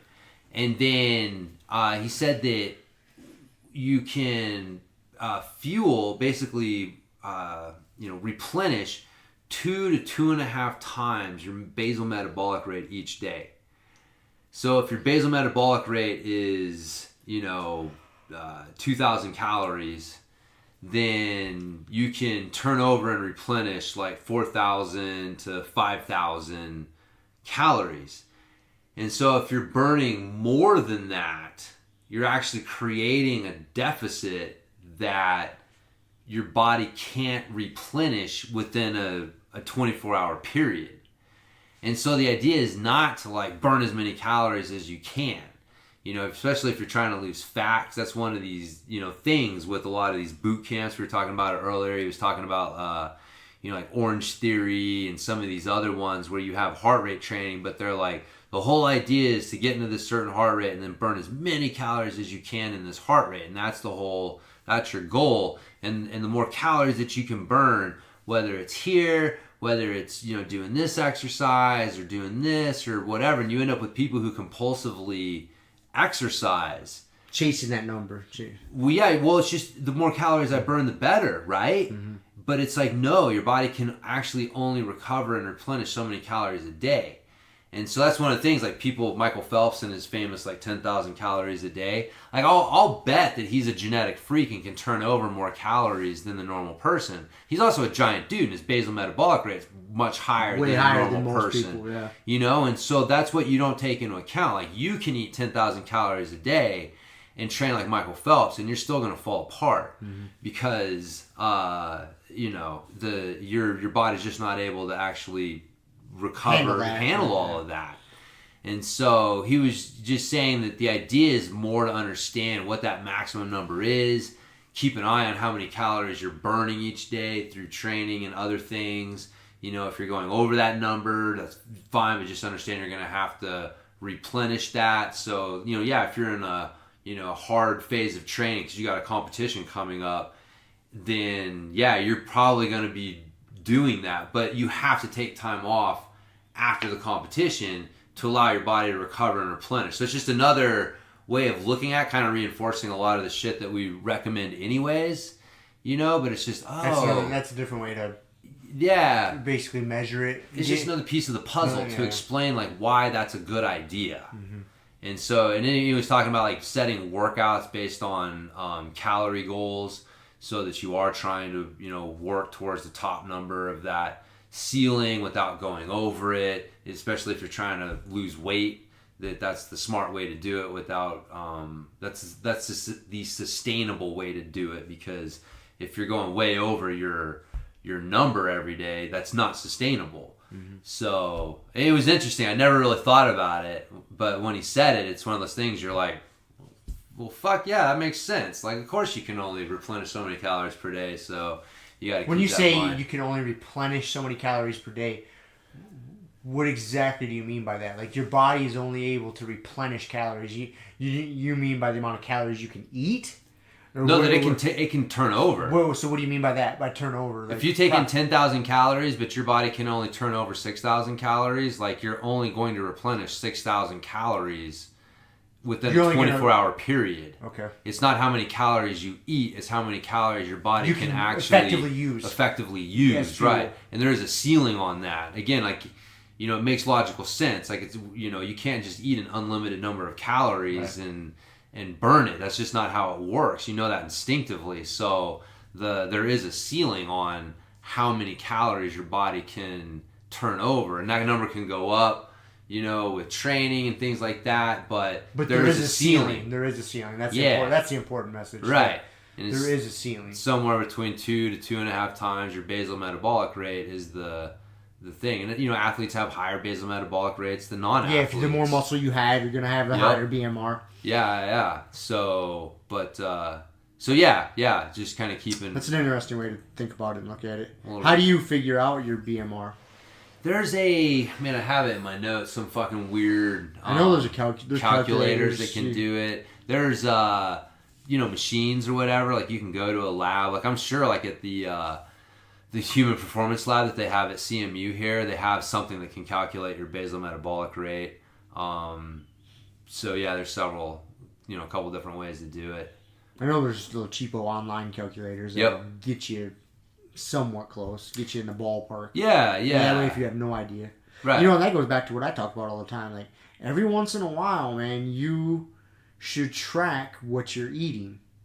It's that way you have an idea. Because that way, if you want to start making some changes, whether it's just aesthetically or performance-wise, you can't change. If you don't know what you're doing to begin with, you can't fucking make changes. What I mean? It's so much hard. You can. Let me back up. You can make changes, but it's going to be so much less effective. Yeah. That's why I say, you don't have to be a Nazi about it and track all the time. Weigh, measure, track. But every once in a while, you should. Let's just, don't change your diet, but let's just track for a week. Just do it 1 week. Just track everything you eat. Just use like MyFitnessPal and see on average how many calories you're eating every day. Then don't try to do anything special. Anything you fucking consume that day, just put it in there, and you'll get a pretty decent average. Like, like I'm eating 1,800 calories a day, or I'm eating 3,000 calories. Even if it's off, it'll be consistently off because you're using the same fucking thing. Right. And I think a lot of people miss that. Like, 'cause they get overwhelmed by trying to do that. It seems too much, but nah, dude. I think if you're athlete, weekend warrior, or competitive athlete, whatever, like every once in a while you should do that, man. Just to kind of keeps you in line. Like, okay, I'm not getting too far off base here and stuff. So. Yeah, no, everyone should do that. I just don't do it. So you've done it before. It's probably been years since you've done it. Dude, it's been so long. I think the last time I tried to write down everything that I ate, I was following the ABCD method from Muscle Media 2000, the anabolic burst cycling diet. You remember that? I do. And it was it was 2 weeks of overfeeding and 2 weeks of underfeeding. Yep. And you would change your workout based on what you were doing. Yep. And it was just a basic calorie, cycling thing, but it was that was such an old bodybuilder meathead thing. Like, I'll go in underfeeding phase and then bulk up in the overfeeding phase, and you just feel all pumped. Yep. So I tried to write down all the shit that I ate. Well, it's so much easier nowadays with the phone you always have with you, and apps like MyFitnessPal is the one. It's free. I haven't tried it yet. Yeah, dude. I'm telling you, like it is ridiculously easy, as opposed to like writing it down or like carrying a fucking journal with you and writing it down. Like MyFitnessPal is. There's other ones. There's one called like My Fat Secret, I think. Lose It app. That was the one he. Lose It. I haven't used that one. The only ones I'm familiar with are Fat Secret, I believe, and then MyFitnessPal. Yeah. And they make it super simple, dude. And like on MyFitnessPal, they have such an expansive library of all the foods possible. So, most of the time, dude, you can just grab your phone, you scan it, and it finds it. And it's got all the info in there, so you're not even adding things. All you do is find the food. Like, it is... I don't want to count how many chips I'm eating. It couldn't be any easier. Yeah, see, you start having to do that. Like, if you want to be accurate, you will start measuring things and counting your chips or cookies. Fuck. But I just don't want to know. You don't really need to. I mean, you're pretty fit and healthy and active anyways. I mean, most of the time you got to tell yourself to take a day off. Because you got a bunch of healthy hobbies and active hobbies. So I know that is one thing I will never know. I'm knock on wood, whatever. But struggling with my weight, like losing weight and putting on fat, is just something I've never. I don't know what the fattest I've ever gotten, man. Like, I don't know if I've ever gotten a 20% body fat. Oh, I'm sure I haven't. Yeah. I know I've never gotten I mean, it's just, I don't know what the highest I've been, but it has probably never been, like, higher than, like, high, like, mid-teens. Yeah, I would, for myself, I've probably never been much over 15% body fat. Yeah, just, like... Maybe when I was a pudgy-ass little kid or something. Right, right. But no, it's... Once teenage years hit and all right. Like, I've just always been scrawny. And just trying to pack on weight's been my problem. I just ate like fucking 10 sugar cookies on the way home. Cause I was starving. It's like, I need some calories. Don't you get headaches when you do that? Like pound too many cookies like that? I will, man. I'll feel rough when I do that. Yeah, I mean, I'm sure it's not the best thing. I don't do it all the time. But, no. My body's pretty fucking well adapted to battering. I've given it. Yeah, that's the thing. I'll adapt to anything, unfortunately. It will. It will. So, but, anyways. So I got a fucking story for you. Sweet. So Z. Oh no. Yeah. Whenever this starts, it's gotta be good. We get a call, and by we I mean Kiele, gets a call from the school district. Yes. I knew these stories were coming. Saying, no, this is crazy. This isn't what you think. This is, I think Keely might have told us last week. Oh, okay. About owing money? Lunches? Yep. Yes, She our phenomenal host last week. Yes. Told us the story. Okay. Well, then there you go. But I can't believe that my kid has authorization to ring up a bill for me. $15 bill. What the fuck is going on there? Like, that's crazy talk. Crazy. But, like, what are you going to do? Well, see, and I kind of explained it from my rudimentary understanding. I said this on last week's podcast to Keely, because she had the same thing. Like, how is this even possible? Why do they let a goddamn 6-year-old just rack up a bill for his parents? Yeah. Like, this is what I think. Because the reason where I'm coming from is my mom has ran school lunch programs for the past 25 years of her life. Right. So I've heard of lots of stories. Yeah. Oh, yeah. And it's where I think that system, why we see it as a failure or a hole in the system, it's in place because there's a lot of really terrible parents out there. And there's kids that come to school, especially like when my mom's running the program at, maybe not the best part of Michigan, that these kids come to school, no food, parents don't show up to set up a fucking lunch program for them. Don't give them money. They just expect the school to take care of all of it. And there's more parents out there like that than you think. Yeah. That just, they'll send a 5-year-old, a 6-year-old to school with no money for food, no nothing. And it's just, the school will feed them. I'm not going to worry about it. And there's a lot of, it's unfortunate, man. No, I totally understand. The stories my mom tells me of these I just don't kids. understand how you could get to that point. You know what I mean? After a week of it, we should get a call. But, like, we're 3 weeks in, which is why it's $15. Again, my argument holds for that, too. Or not my argument, but my explanation is because those same parents, it doesn't matter if you call them. They're not sending in any money. So then why call? Like, why? You know that's why like, what's they the just point? have to go through the hoops and say they did. Because they know there's going to be responsible parents out there, like you guys, that will pay it and just be like, what the fuck? But then, and so it's a gamble for them. You know, like, okay, 50% of the calls we make, we're gonna get some money, but the other 50%... You're not wrong. You're just reinforcing why the fucking school system's a joke. Exactly. I'm not saying it's right or wrong. It just... You know, like, my kid's caught up in a bunch of crazy nonsense, which is basically a lot of people out there. Like, man, it's funny. I was riding with my buddy the other day, and he was talking to me, and we were... he's got a couple kids, and... He was just saying, it's hard raising kids, and I can't imagine. He was, just saying, like, man, your kids seem pretty well behaved, which always makes me chuckle. They are. They're good kids. Are good kids, The thing is, like, I see them all the time, so I see them at their lowest moments, for sure, and we all have super low moments. Mm-hmm. And I also know what they're capable of, and so, like, I'm always looking at them through this lens of, like, I know what you can really do, and how much of this is just you dazzling everyone around you because they don't really fucking know what you're capable of. But he was, saying, like, yeah, your kids are pretty well behaved, and I was like, yeah, man, it's a full-time job. Like, it has to be your priority. Like, if you're gonna raise good kids, it has to be your priority. There's no off days. There aren't, and it's like your priority can't be my career. Mm-hmm.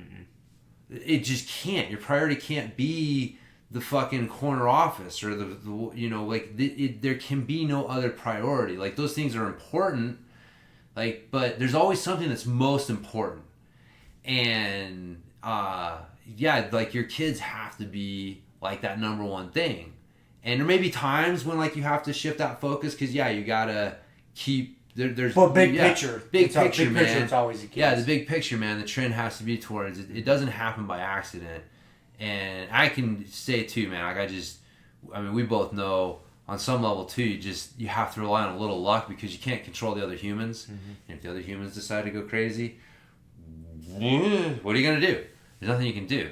So hopefully, everybody just keeps a basic level of sanity, and we're all trying our hardest and working towards a common goal, which is not getting pregnant before you graduate high school. That's a good goal. Right? That's a basic goal. That's a pretty good basic goal. I explained that one to Shiloh early on. Like, that is your number one goal. Like, you got to get out of high school without a kid. And if you can do that, you're going to be so far ahead of the curve. Because if you don't do that, you're going to be so behind the curve. Yes. You're just, hey, man, there's probably beauty in that struggle and things that will shape you in ways that will make you who you will be in 30 years that are great, right? Dude, that's a tough fucking struggle. Yes, man. Yes, the struggle may buckle you as well. Yep. Because there is no guarantee. So you're trying to always just get the right amount of struggle.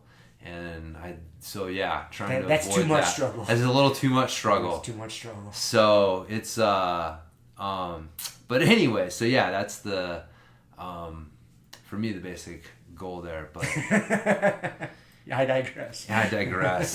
So yeah, you gotta. It is, man. It's a tough. It's not easy, but it's got to be the most important thing if you're gonna do it right. And to me, it's like, fuck. If you're gonna have kids, it's like people that have dogs and then just stick them in their backyard and do nothing with them. It's like, what the fuck? What do you do? Why do you have a dog? What did you do that for? Like, why do you have kids? Like, you don't. They're like. Hey, that's what, dude. That is one of the main reasons I don't have kids, dude. Because the responsibility and the monumental task of developing a good human being, like, dude, that scares the fuck out of me. And I don't think I could do it, man. That's why, dude, I got sniffed, man. I got a vasectomy back. How old am I now? I'm 40. Like 10 fucking years ago. Yeah. Somewhere in there, dude, because I thought long and hard about it, man. And I was just like, it was too overwhelming for me. I couldn't wrap my mind. I could not see myself doing it proficiently. I was like, I couldn't do it. And I don't take that for granted at all, man. That's right. I know that I'll be pretty vocal and get pissed off when I see shitty parenting. And I know I don't have any right to do it or say it because I'm not a parent. But, dude, I respect it, man. That is not an easy goddamn thing to do, to raise good little humans. No, but not at all. You gotta fucking make. Because you only have so much control too, just like you said. You are relying on a little bit of luck because you are not the only humans that your kids are going to interact with. Adult humans. Yeah. There's going to be other adult humans that are going to influence them. The fucking other small humans. Other just small as bad. humans, that are doing horrible shit. And so you're constantly trying to teach proper lessons and undo damage these other stupid humans are doing. Like you got to be diligent. Yeah. Like you say, there's never an off day. There's never an off minute. No, but anyways, I didn't mean to steal your story there. No, that was my story, which is that it's not easy, but if you're gonna do it, fucking do it, man. Do it, man. Yeah. Just do it right. Yeah, don't just get them as an accessory or because it fills some like story you have in your head. You know, you see yourself as like someone who has kids, so you have a kid, and it's like you don't really want kids. You're just fulfilling some like weird narrative that you have in your head. Yeah, you're supposed to do. It's like the fucking dickhead with his dogs at the lake. He fucking leaves them there while he's swimming and they bark. And it's like, in his head, it's like, oh, I go swimming with my dogs. That's his narrative. And it's like, no, that's not the reality. The reality is you're being an asshole. So, dude, so you didn't, that's right. So I told a story on last week's podcast about the guy in my neighborhood and his dog coming after my dog. You didn't live. The Chihuahua one? The Chihuahua? Yeah, you told me about that before. Oh, were you on the phone? No. This is a different one. Oh, new. And this is a different one. So I won't repeat all of it. I'll tell you after the podcast. But the short version of it was this guy's dog attacked mine. We sorted it out. Nothing major happened. The guy came and scooped up. Again, it was a little Chihuahua, but on the other side of my neighborhood. Guy came and scooped up his dog. His first thing was, why are you walking down this street? Because I kind of walk the same path a lot of times. I have a route through my neighborhood. I do. Yeah. And I walk my dog like twice a day, almost every day. And he's like, why do you walk down here all the time? I was like, I live right there, man. And like, you can almost see my house like through this guy's yard. Yeah. I was like, my house is like that one right there. And I seen him look at me. He's like, well, why do you got to walk down here all the time? And I was like, what? Your dog attacked mine and this is my fault. How? I was even across the street from this guy's house, like not even on the same side of the street. Yeah. And I could see like he had to like change tactics. He's like, okay, this isn't a good thing. Like I'm wrong here. So he's like, you're just coming down here casing houses looking for places to break into. I was dumbfounded. I was like, what? I laughed. I was like, what did you just say? He's like, I know what you're doing walking down here all the time, always looking around. You're looking for houses to break into. I was like, dude, you are being fucking ridiculous. I was like, your dog attacked mine, and all of a sudden I'm a burglar? Like, dude, we made some big leaps here, like, and I'm not sure how we got from here to here, but we're here, and all of a sudden I'm a burglar. I was like, all right, dude, you're right. I'm looking for houses to break into. But yeah, I forgot I didn't tell. I told that last week. Funny, man. I told the girls last week. I didn't tell you. Dude, casing houses. I'm down there casing houses just because his Chihuahua attacked my dog.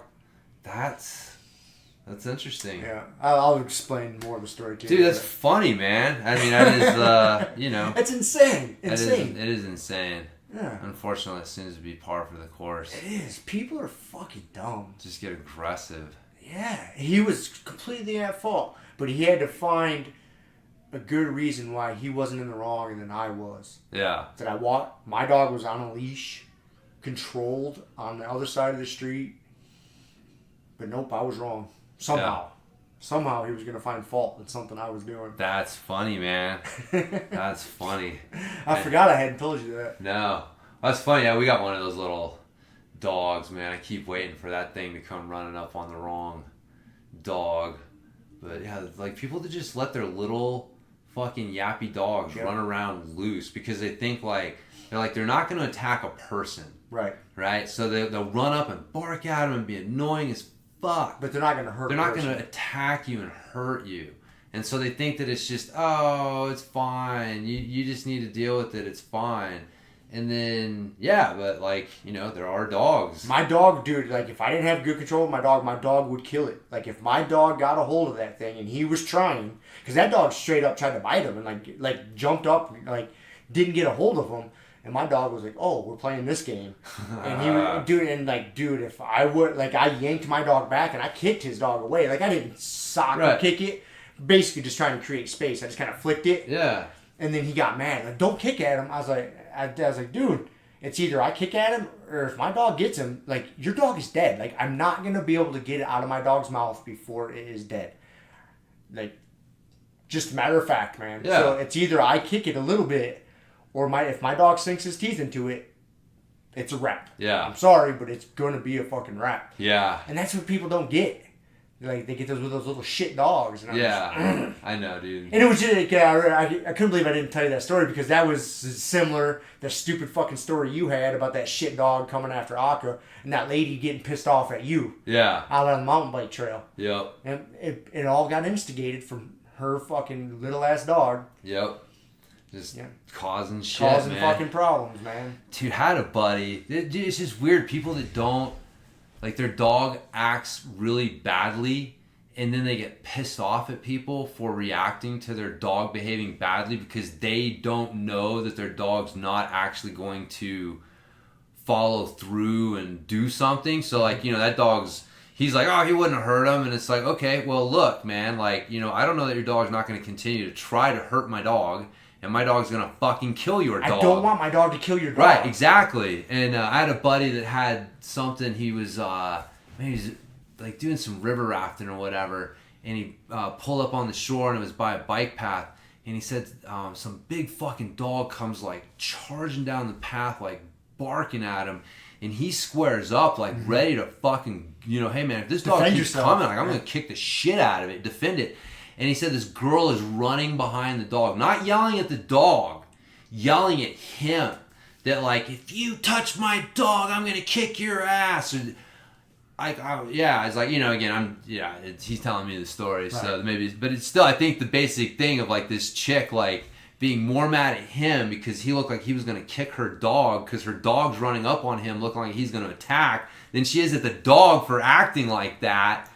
And then, he freaks out on her, and then all of a sudden he's the bad guy, and people are telling him to chill out, and it's like, man, what the fuck? This chick's dog attacks me, she yells at me over it, and then now I'm the bad guy here. Yep. Yeah. That's a very similar story. This guy's dog attacked mine. I was making all the attempts for my dog not to kill his dog. I don't want to hurt his dog, man. I'm not trying to stomp this dog. I'm not, I'm not... I know that my dog's not in danger. Yeah. I'm not in danger. My dog's not in danger. His dog's shitty behavior put that dog in great danger. If my leash would have slipped out of my hand or something, dude, his dog's dead right there. Yep. One poor decision on his part, and his dog is dead. And then I really look like the asshole because my dog killed another dog.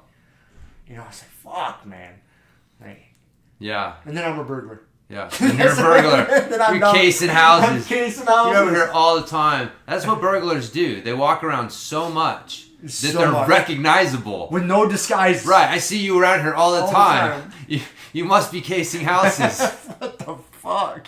I couldn't believe it, dude. If you would have gave me a multiple choice list. Just pause at that moment. Pause right there. Because the second time when I said to him, your dog attacked mine and this is my fault, how? I could see the gears turning because it took him a second to respond. Because then he started walking away. If you would have paused time right there and you would have been, Rob, what do you think this man is going to say to you? You have 10 guesses. None of them would have been me being a burglar. He thinks I'm the Hamburglar. Yeah. I never would have went that way. I asked Kelly that. I was like, so what? If I gave you the choice, I'll pause the story right here. What do you think this man's response would be? It's going to be really ridiculous. I'll give you that. And she's like, why don't you own a cat? I was like, that would have been better. That would have been better. But no, You're a burglar. I'm a burglar. Okay, well, all right. That's a pretty ridiculous note. Yeah, it is. But that's funny, man. Yeah. That's pretty funny. I thought you'd enjoy that. Oh, yeah. Fucking people, man. It's hard being a people. It is hard being about people. Yeah. It's because there's so many insane people out there. And they're not insane in their world, in the way they perceive things. Right. They're so irrational. And that's just the way they operate. Yeah. Yeah. But, okay, let me back up. Maybe they don't operate irrationally all the time. They're right on the edge of it, right on the cusp. And one little slightly stressful movement pushes them off into this fucking irrational zone. And they're just there. And that seems normal. Yeah. I don't know, man. Dude, I think people are, yeah. I mean, they're unaware of how their actions affect the other humans. And they just do their thing. They're standing there in the way of everybody, not realizing they're in the way of everybody. Or just... Me so thoughtlessly walking my dog through my neighborhood on a leash. Yeah. Under control, giving him treats. Yeah. Is very thoughtless. Yeah, just letting the dog. It's very thoughtless, and how this guy's dog could possibly attack us. Yeah. See? But, yeah, anyways, that's why jiu-jitsu is good. Because it makes people aware of your things. bullshit. Your bullshit. Exactly, man. Exactly. Yeah. There were a few jiu-jitsu people there. Was there? Yeah. It was like 2 or 3. Like, when you say jiu-jitsu people, like high-level jiu-jitsu people? Like, nobody that you would know. I mean, that... Right, but I mean, like, nobody I know, but people that have been training for a long time? Like, high-ranked belts? Yeah, one girl was a black belt. Oh, nice. Yeah, the guy, Nick... God, what was his name? What was that even his fucking name? Anyways, the guy that came with Chris, the other Kabuki strength guy that came and presented, he mentioned a couple times using these training methods after he was done training. He does like jiu-jitsu and some striking stuff. And, but yeah, there's a couple other people. But, I mean, and then Joel, I mean, his whole thing is MMA. Mm-hmm. I mean, he trains, I think he works with, yeah, I'm pretty sure he currently still does it, like Matt Hume's team, because Matt Hume's out of Seattle. Oh, that's right. I forgot he was up there. Yeah, so like he worked with Rich Franklin back in the day, Mighty Mouse Johnson. He's still his strength and conditioning coach, as far as I know. But yeah, I mean, he's deep into that game. So a lot of that's why I like him, because his stuff comes from a practical side. Like he doesn't just train people for fitness. Like he actually trains combat athletes. Yeah. And we've talked about it before, man. Like, like with Steve Maxwell and his shit. Like if you tell me something works on a combat athlete, like I'm gonna listen. Mm-hmm. Like that probably has a lot of application to different sports and things like that. You can't say that about a lot of other sports. There's things that work on a sprinter. Okay, what's the application for a jiu-jitsu guy, right? Like there's some stuff there, but I guarantee you there's things that work for a jiu-jitsu guy, like isometrics, that would definitely help a sprinter. Mm-hmm. And so, but yeah, just the fact that he's got so much, research. That's why his HRV shit is so legit, because he's one of the few people in the world. I mean, he's got literally thousands and thousands and thousands of readings, of HRV readings over the years, and training high-level athletes and training combat athletes, training people in the NFL and Major League Baseball, and so when you're looking at what HRV system am I going to use to help me direct my training, and it's like, well, you got this dude over here who's been in the trenches and is like been getting his hands dirty doing this shit forever, and then you got Polar, or Garmin. It's like, who the fuck are these people that are behind the actual formulas and the shit that you're doing? So yeah, I think that's why his shit's better. But was there anybody there talking about stick mobility? There was no stick mobility. No. But like I said, I think that the stick mobility kind of falls into letting the nervous system relax a little bit, so the stick creating hangs I think like that's really what it's doing. Even like, you know, the fact that it's bending and all this stuff is great, but really you're enhancing your hang and your ability to kind of relax and hang into these positions that I think is where the value is coming from. So it's a different way to take advantage of the same phenomenon, you know, or, you know, kind of a less like dynamic mobility and this, you know, foam rolling, and these things are a little bit more, you know, dynamic, I guess, for lack of a better word. And then, yeah, like stick mobility and the heavy, I don't even know what you would call like using a heavy, the anti-rolling, the fucking reverse rolling, reverse rolling? Yeah, we've got something heavy rolling on top of your leg or instead of whatever. you being heavy rolling on top of it. Yeah. You know, those things are more passive and just, you know, being able to use both more effectively. But yeah, no, there wasn't any. Yeah, I like this thing. Man. So did he bring a bunch of these for you guys to buy? He did. I was able to have him ship one to me. They were doing a deal where they were doing free shipping. Oh, that's nice. So yeah, because I was like, this is 22 pounds or yeah. 20 pounds. And you probably just took a backpack. It's not, you probably didn't even. I had a suitcase, but still, man, I don't want to haul that thing out of a fucking suitcase. Oh my god, clanking around, trying to get that thing through SeaTac. Oh god. Yeah, but wrapping all your t-shirts around it to protect it. Yeah. Then it looks like a weapon. Like, what do you got in there, sir? What do you got in there? Yeah. See, I know enough when I travel and I have pedals to pull the pedals out and put them in a separate bin because the steel axles show up as a metal rod, right? And always confuses them. And so I just tell them ahead of time. And dude, it's funny. This last time I was going through, dude, I'm an idiot. I don't travel enough to know all this shit. So I pulled my computer out and I put it in a bin. And then, like an idiot, I put my backpack on top of it. Oh, yeah, you fucked up. And it's got to be in its own separate bin. Separate bin, I know. And the fucking security guard is, like, treating me like I'm a huckleberry over. He's like, oh, look at this. You didn't take your First, he was like, oh, you didn't take your computer out of your backpack. And I was like, what do you mean? And then he picks it up. He's like, oh, I see what you did. Oh, no, it can't be like this. Come on. You need a separate bin for this, man. Come on. I'm like, Jesus Christ, brother. Well, we gotta make a production, man. I know. I'm sorry, brother. I mean, there are like 50,000 people trying to get through the line behind me, but I wasn't the only one. They were fucking scanning some poor Korean kid shit. He was like 5 years old. I was pretty sure they were just doing it because he was Korean. They thought he might be from North Korea or trying to smuggle some shit out of the country. It's like, look at these fascist assholes. So, no. But, yeah, no, he did bring some, though, for people to buy if they were from the area. There were a few people from the Seattle area who came. So, but... Yeah. No, that wasn't... I talked a little jiu-jitsu the first night. But, man, the one thing was, like with the sleep guy, he said, like, you really want to try to avoid eating and sleeping, like, 2 to 3 hours before bed. And I just chuckled to myself. And that was, like, one thing I talked to one of the other people about. I'm like, dude, what do you do when jiu-jitsu class gets over at, like, 8:30? Like, you know, I don't want to stay up till midnight. Mm-hmm. And, you know, it's just one of those realities. You just have to, you know, minimize it as best you can. But that's a tough one for me too with my work schedule.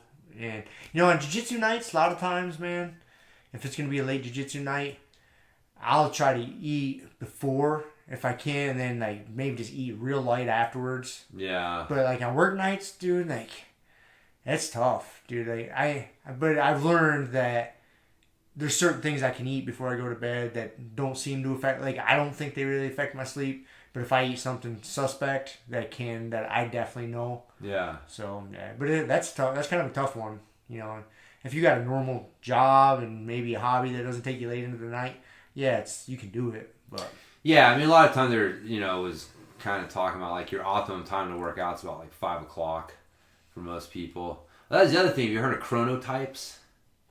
I think I have. A little bit. People that can perform better certain times of the day. Yeah, it's basically kind of like your, like mesomorph, endomorph, ectomorph, like your Samo type of body. Like everybody's, you know, every human being's pretty much the same, but there are like subtle differences between the types. And so the same thing with the sleep type. And so the chronotypes, I forget, it was like wolf and lion and bear and dolphin. Hope I'm not a dolphin. Dolphins are pretty smart though, I guess. They're pretty smart, but they were actually the weird ones. So they had it's basically like wolves are your night owls. They like to stay up a little bit later. Your lions are your early risers, the people who love to get up early. Your bears are the just middle of the road, just kind of normal. And it's just kind of your circadian rhythm, right? Like just getting tired, when do you want to get up? And then you had your dolphins, which were the weirdos who are just really kind of, I forget exactly what their deal was, but it wasn't normal. So most people are going to fall. I remember it was like 10% of people or something like that is a dolphin, and it's not necessarily the healthiest one to be. So you don't want to be a dolphin. That's that's probably like the same. The people that say, "Well, I get 6 hours of sleep and I'm fine. 5-6 hours." Right. There is people out there that are wired that way, that right. have the genetic makeup. But those people... It's not you. It's probably not you. Those people right. are very few and far between. Yeah. So that was... and that wasn't even the dolphins. That wasn't even like... No, like they only need 6 hours sleep. It was like their sleep schedule is really fucked up. Like they don't... but it's... usually it's people with like sleep disorders kind of fall within that category. So you want to be like a wolf, a lion, or a bear for the most part. And then, but even then, it's not like wolves want to stay up till 2 o'clock in the morning and sleep until noon. Like you're talking about like maybe an hour. Mm-hmm. Like if everybody on average wants to go to bed at 10, maybe the lions want to go to bed at 9 and get up at, 5 or 6 or whatever. And, the wolves want to go to bed at 11 and get up more at like 7 or 8, and the bears are in between. Mm-hmm. But it's not a massive difference. So the chronotype thing is not an excuse for just staying up late and playing on your fucking phone and saying like, oh, I'm a wolf, so I just stay up late. I'm a night owl. But there is something to it. Not everybody's circadian rhythm is exactly the same, which was kind of the takeaway. Yeah, with Matthew Walker, that's his name, right? Yeah. He wrote the sleep book. He talked about variances in people's circadian rhythms, and basically the same thing you just said. He's like, yeah, everybody's different, but they're not that different. Yeah. They're really pretty close, man. Yeah, I know. Yeah, that's the thing. It usually just ends up being more your lifestyle that affects it. Right. What you get adapted to, your work schedule, your hobbies, your family life, whatever it is. Yep. Yeah, no, that's it. It's like most things, man. 90% of stuff is going to be the same from one person to the next for the most part. It's that 10% where the individualization comes in. But the problem is people, like with nutrition, right? It's people focus so much on that little individualization stuff that they lose sight of the big picture.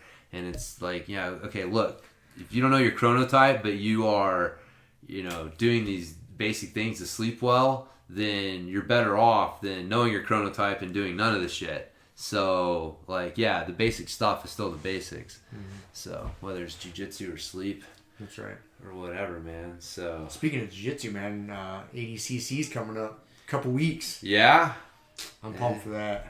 I don't watch a ton of jiu-jitsu because we've talked about it before. It's kind of boring, to watch a lot of the jiu-jitsu, as much as we love it.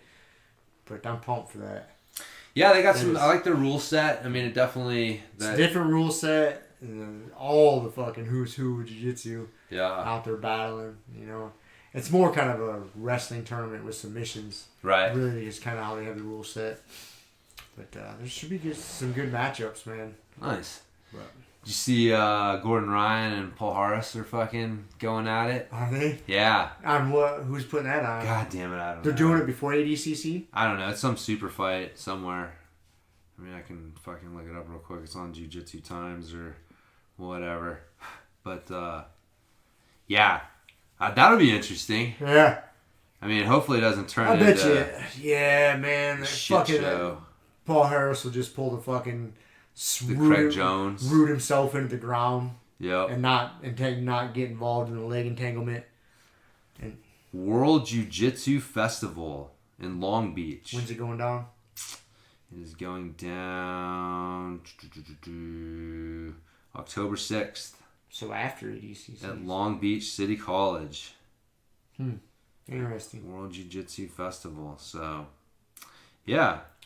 Hopefully, man. I don't have high hopes for it because anytime we've seen Paul Harris go with these, he's got enough jiu-jitsu experience and grappling experience, and he's a fucking gorilla of a man. Yeah. That if he doesn't want to engage with you, you're not going to force him to engage. No. Gordon Ryan's pretty big and strong, though, man. He is. He's a lot bigger and stronger than Craig Jones is. Yeah, for sure. Craig Jones is a 180-pounder. I mean, he's athletic and a strong dude, don't get me wrong, but Gordon Ryan's a fucking gorilla. You may try to stand up with him. If his knee's filling up to it. He's a gorilla. He can move Paul Harris around a little bit to where Craig Jones probably didn't have him. Well, I was thinking, Craig Jones wasn't going to stand with Paul Harris. So he was pulling guards. And he's not going to be able to disrupt his base. No. He just doesn't have the strength, Right. But fucking Gordon Ryan's a big dude. But Gordon Ryan, he's not scared on his feet, man. And he's not little. He ain't little. I think they got the same fucking supplement sponsor. They do have the same supplement sponsor. So that'll be equal. All supplements being equal. They both got plenty of the picograms running through their veins. Exactly. Fucking peaked out on the picograms. For sure. So, all right, I got one more thing from the conversation at this weekend, and then that's all I got on my notes here. That's good. We've been talking for almost 2 hours anyway. Carnivore vegan cycling diet, kind of like our anabolic burst cycling diet, but you spend 2 days vegan and then 2 days carnivore, and you just keep alternating. What do you think? It's not terrible. It's not terrible. It's fucking, that's the silly thing. Is that was kind of the joke. Is we were like, we're sitting around and, you're just kind of talking and then you start like talking funny shit. And I can't even remember how it got on that road, but that's exactly what it was. It was like, oh, what if we did this? And then it was like, oh yeah, you do this and then you do this. And then we're like, God damn it, we could probably sell this. Like, this is ridiculous, but if you put the right package on it and you fucking spun it the right way, you could totally convince people to fucking do it. Buy this book. I'll break it down for you. Buy this book, man. The Carnivore Vegan Cycling Diet. Get the best of both worlds. So, but it was supposed to be ridiculous, but then you realize like, it's not that ridiculous. It's not that ridiculous compared to some of the other shit out there, and you could totally fucking package it and sell it. So, there you go. Yep. But it's not going to be my diet. I like meat. Yeah, I like meat. I like veggies. I like veggies too. We've tried. I don't want to give up either. No. I have no desire to give up either one. No. I don't have anything I feel like I need. No. So, on that note. Call it a wrap, huh? I think so, unless you got anything else for us. Nothing intelligent. I guess that's assuming that anything else I said was intelligent. That might be a leap. Might be a leap. But so maybe we'll just end it. At least you know not to add to the unintelligible. That is true. Well,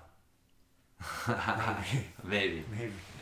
So, yeah, man. I think that's it. Call it a wrap. Yeah, call it a wrap. And talk to everybody next week. Sounds good. See you. See you. Thank you for listening to the Grumpy Guy BJJ Podcast. Thank you all for listening. You can find us on Podbean, Apple Podcasts, Spotify, and wherever else you listen to podcasts. Please make sure to subscribe and leave us a review. It really does help and will allow us to keep putting out episodes. If you have any questions, comments, or ideas, hit us up at grumpyguybjj@gmail.com. Also, go to our website, grumpyguybjj.com, and get signed up for podcast updates and get our free BJJ Improvement Starter Kit. That's it for now. So get on the mat, train hard, and talk to you all next week. With a permanent rep, a hermit now, boom. Doggy stool, foggy, cool, got a froggy outside Molly dude. Melvin, Colin, Daisy Duke, hanging by the lace of their shoes. No trace of the tools, shaped in your face, fuck the rules. Snooze, you lose. One eye always open, in times two, no clue. But soon a brief monsoon might give you a view to choose. Stay tuned, include, won't conclude. To the end is near, beware there's consequences for what you do. To me, demon, a devil of many levels, I keep on beating.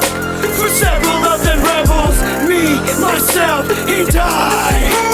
Me, myself, and I.